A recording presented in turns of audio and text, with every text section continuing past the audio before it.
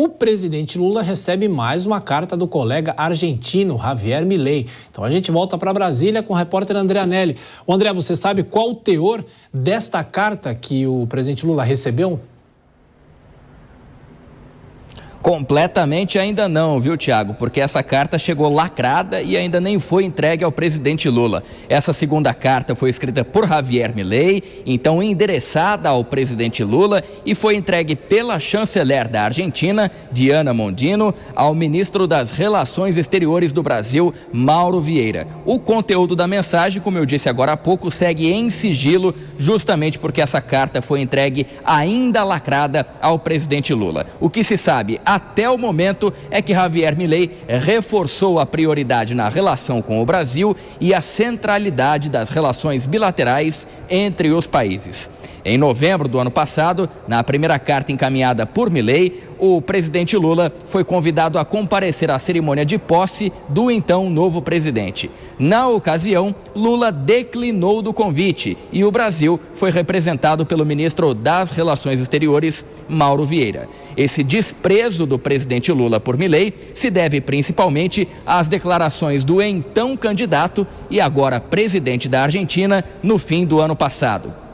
Em uma das oportunidades, Milei chamou Lula de corrupto e comunista e disse que não se reuniria com ele por conta dessas características que foram então apontadas por Milei.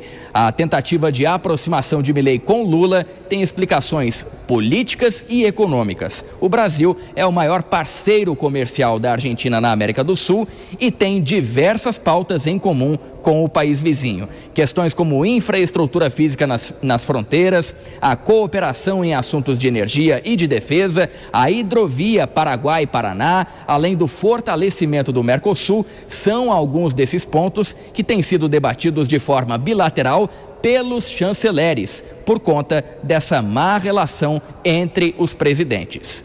Tiago. É isso, André Anelli. Então ficamos aguardando para saber se o teor dessa carta vai ser divulgado. Até mais tarde, André. Bom, Dora Kramer, será que tem que passar uma borracha na relação entre os dois? Na verdade, não há relação nenhuma, né? Mas, para o bem dos dois países, as duas nações precisam conversar. Pois é, mas eu acho que as nações conversam por intermédio das chancelarias, também por Ministério da Economia, Ministério da Fazenda, mas os dois presidentes, eu acho que, por enquanto, a tensão está mantida e por muito tempo, porque o Milei, você vê, dá uma no cravo, outra na ferradura, né? Faz a grosseria que fez lá na época da campanha, recentemente aquela patuscada, olha que termo antigo, né? Com Elon Musk posando, dizendo que, oferecendo ajuda, imagina, uma ajuda com a justiça brasileira, enfim, uma lacração de rede social que é eu não vou nem dizer que é eu vou usar o termo mais forte aqui, que é uma molecagem, tá certo?